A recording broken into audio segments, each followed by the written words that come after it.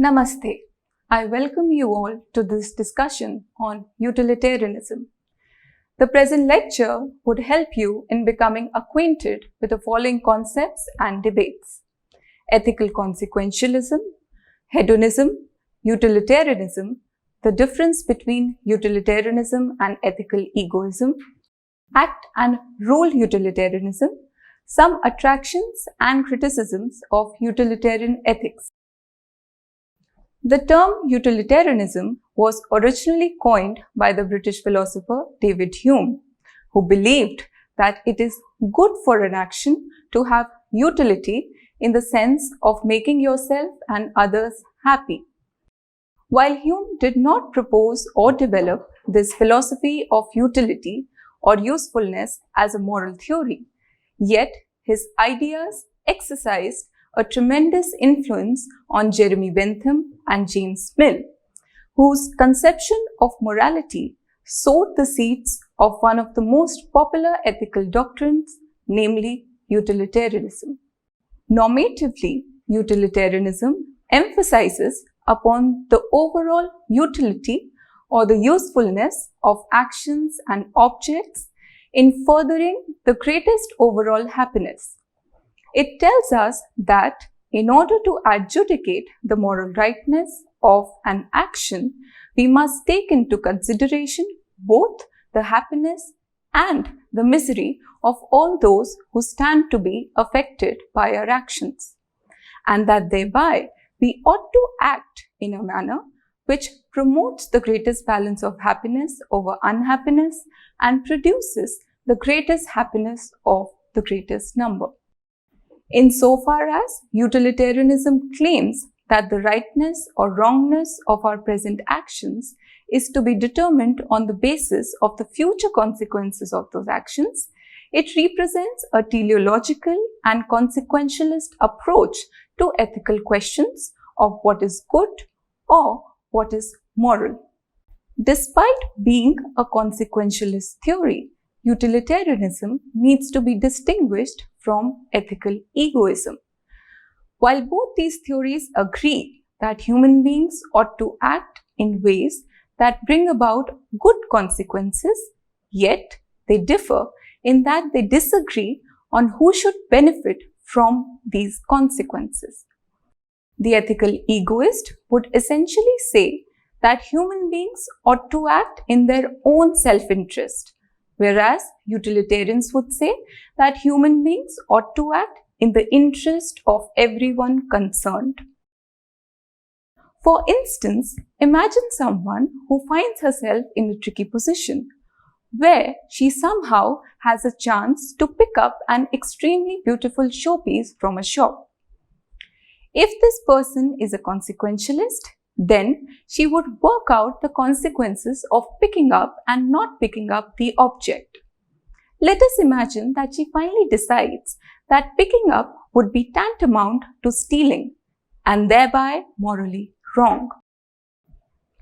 Now, if she were an ethical egoist, she would have reached this decision by trying to predict what will be in her own best interest. While on the other hand, if she were a utilitarian, she would come to the same decision by trying to predict what would be in the best interest of everyone concerned.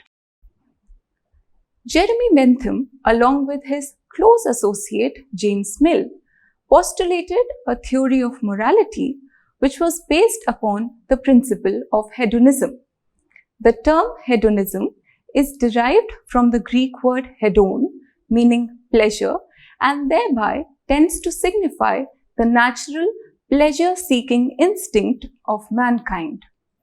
In his book titled The Principles of Moral and Legislation, Bentham wrote, and I quote, "Nature has placed mankind under the governance of two sovereign masters, pleasure and pain.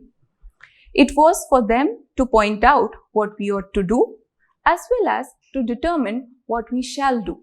This quotation makes it amply clear that for Bentham, pain and pleasure not only acted as the motivations governing and guiding human actions and choices, but that rather they provided the most foundational principles for determining what was morally good and bad and what ought to be done. He insisted that pleasure was the only thing desirable by arguing that the only proof that it is desirable is that people actually desire it.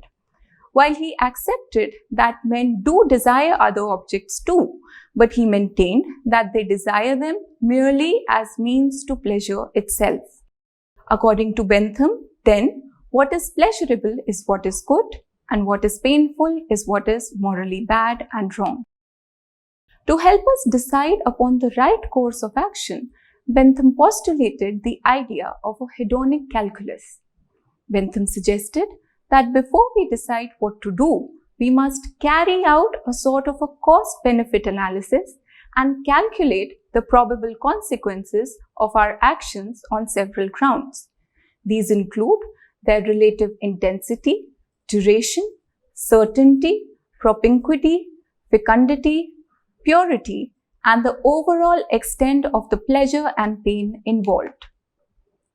After having summed up all the values of all the pleasures on the one side and those of all the pains on the other, if on comparing the balance is found to tilt towards the pleasures, then the action is a morally good one, otherwise it is morally wrong. Thus, it may be asserted that hedonism entails the view that we ought to act in a manner so as to increase the totality of pleasures and minimize the totality of pains. Interestingly, Bentham's ethical hedonism was severely criticized as being too simplistic, crude, basal, and uninspiring. It was noticed that Bentham hardly ever specified the exact nature of the pleasures and pains which he took to be the determinants of moral rightness. Since the term pleasure, more often than not, connotes bodily desires and appetites, Bentham's hedonism was rejected for promoting a life which was only interested in the pursuit of gross, vulgar, and animal-like pleasures. It was dismissed as being a doctrine worthy only of swines. Another difficulty with Bentham's theory consisted in the assumptions that pleasure or pain are measurable, objectively quantifiable, and comparable.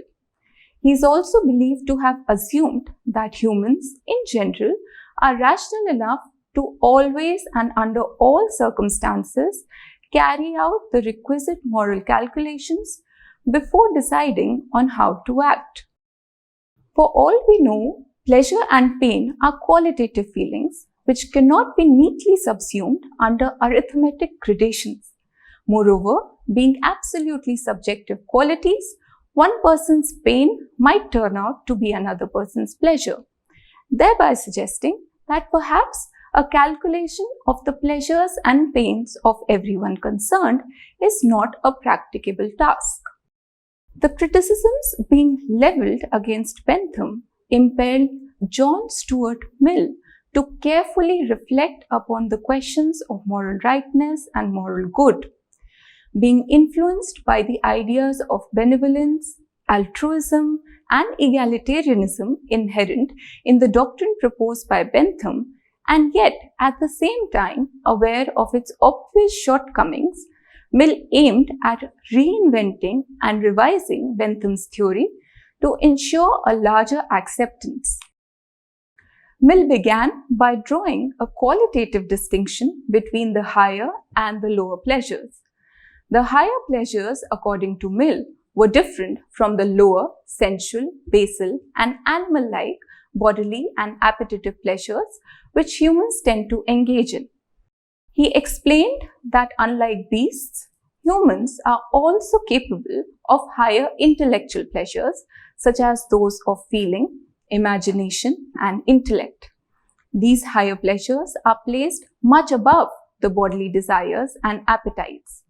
He vehemently asserted that a beast's pleasures are not what actually satisfy or meet up to a human being's conception of happiness. The term utility for Mill not only implied the maximization of pleasures, but also signified the minimization of pain and suffering, and therefore it was specifically used to refer to the purposiveness of thing or situation in promoting happiness. This happiness was not only regarded as an end which human action aims to achieve, but it simultaneously constituted the very standard on the basis of which the moral rightness or wrongness of an action was to be adjudicated. At the very foundation of Mill's utilitarianism lies the greatest happiness principle. This principle holds that we ought to act in a manner or choose that course of action which stands to maximize happiness and minimize unhappiness, not only for the individual but rather for the greatest number of people concerned. The actions which tend to follow this principle and promote the greatest happiness of the greatest number are defined as being morally right, and those actions which do not conform to this principle and instead promote unhappiness are identified as being morally wrong. In identifying happiness with pleasure and the absence of pain, and unhappiness with pain and the privation of pleasure, Mill remained thoroughly committed to Bentham's central idea that actions are morally right in proportion as they tend to produce happiness and wrong as they tend to produce the reverse of happiness.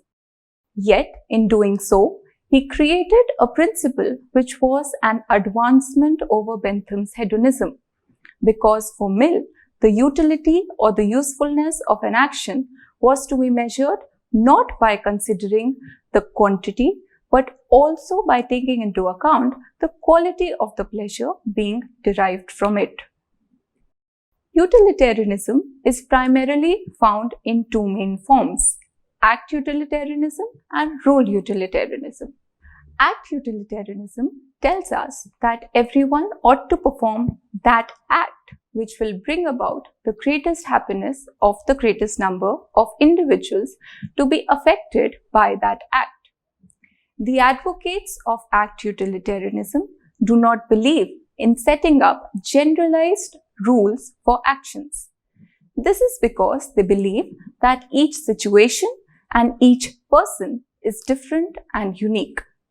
Each person on this view is required to assess the situation she or he is in order to figure out and assess which act would bring about the greatest amount of good consequences with the least amount of bad consequences, not just for himself or herself, as would be the case with egoism, but for everyone involved in the situation. For instance, the agent must decide whether telling the truth is the right thing to do in the current situation and at the given moment. Irrespective of whether most people believe that telling the truth is in general right, the act utilitarian tends to decide particularly with respect to this situation and this very moment whether telling the truth would in fact lead to the greatest happiness of those involved.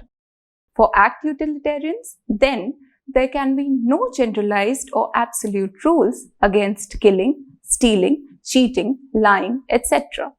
Role utilitarianism, on the other hand, tells us that we ought to act in a manner such that our actions conform to a general moral rule which, when adhered to, brings about the greatest happiness of the greatest number of individuals to be affected by the given act. In this form, the basic utilitarian principle is not that everyone should act to bring about the greatest good of all those concerned, but rather that everyone should always establish and follow that rule or those rules that will bring about the greatest happiness of all concerned. Rule utilitarians try from experience and careful reasoning to set up a series of rules which, when followed, will yield the greatest good for all humanity. For instance, rather than trying to figure out and calculate whether or not it is right to kill someone in each particular scenario, the rule utilitarian might form the generalized rule, such as never kill except in self-defense. This rule suggests that except for when it happens in self-defense, killing brings about bad consequences, both immediate and in the long run, for all those concerned. If the act of killing is taken up in any other situation, then it might set up a wrong precedent. It might lead people to devalue life itself, encouraging them to be more casual about the gruesomeness of the very act of killing. The rule utilitarians would thereby assert that not having such a rule would lead to more unfavorable consequences for all those concerned. Unlike their act counterparts, the rule utilitarians most generally believe that there are enough similarities and commonalities in the kind of motives, actions, and situations which usually confront humans. Each situation is not entirely and absolutely unique after all. They claim that there are certain values which are more fundamental and unshakable than others, such that our specific acts should not only be in conformity with these values, but they must also be aimed at preserving and protecting them. It is these similarities which, for the rule utilitarian, justify setting up of rules that will apply to all human beings, irrespective of the situation that they find themselves in. For a rule utilitarian, then, it would be unwise to leave moral actions wholly and entirely to the mere discretion and guesswork of individual agents without giving them some universal template for guiding their conduct. Bernard Williams has enlisted several attractions which tend to make utilitarianism an extremely appealing and popular ethical theory. The foremost attractive feature of utilitarianism consists in the fact that it is non-transcendental. That is, it does not make any appeal outside human life, especially to some metaphysical or religious source. Secondly, the ideals of good and happiness being proposed seem minimally problematic. The minimal requirement for being in the moral world, according to utilitarianism, is the simple willingness to consider the wants and wishes of other people as much as those of our own. Thirdly, utilitarianism brings moral issues to an arena where they can be determined by empirical calculations. This is found by many to be the most attractive feature of utilitarianism. The charm lies especially in the fact that nature of moral valuation becomes quite unmysterious, making all moral obscurity a matter of technical limitation. Finally, utilitarianism gives us a common currency for moral thought, such that different concerns and claims acting on different parties can all be cashed out in terms of happiness.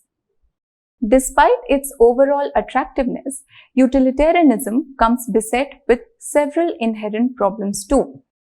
The foremost difficulty arises from the fact that utilitarianism is essentially a consequentialist doctrine. Most consequentialist theories demand that the agents must somehow be able to determine beforehand all the possible consequences, good and bad, that a particular course of action might lead to. The discovery and determination of the consequences of our particular acts and of the rules which these acts are meant to conform to is not an easy or practicable task, for it can hardly ever be claimed to be absolutely complete, objective, or certain. In the case of utilitarianism, since we are required to take into consideration the happiness and pleasures of everyone who is immediately as well as prospectively affected by a given situation, we would be required to consider an infinite number of possibilities, hypothetically predict what the possible outcomes would be, and then act in accordance with the presumption that the future would be exactly the way we have imagined it to be. Critics have asked whether we can ever really know what all consequences our act would lead to in the near and distant future. And if we cannot have any knowledge of such a kind, then how can we make a thorough moral assessment of our current situation or conclusively judge whether that act is in fact morally right or not?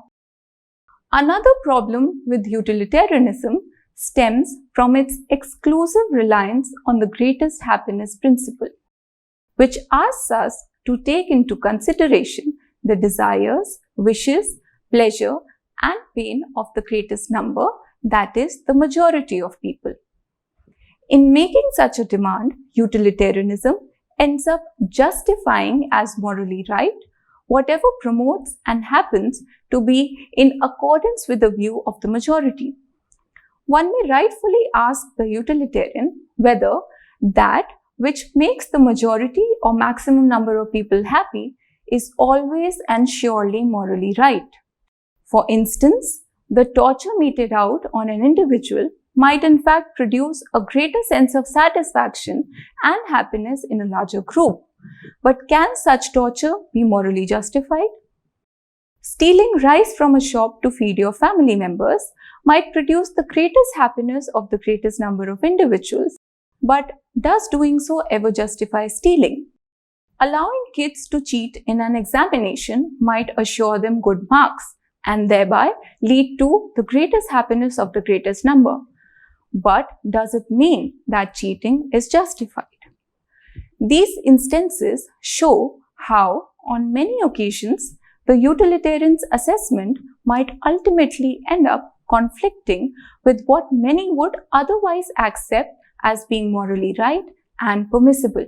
These possibilities make it extremely difficult for the utilitarians to defend their most central thesis. Thank you.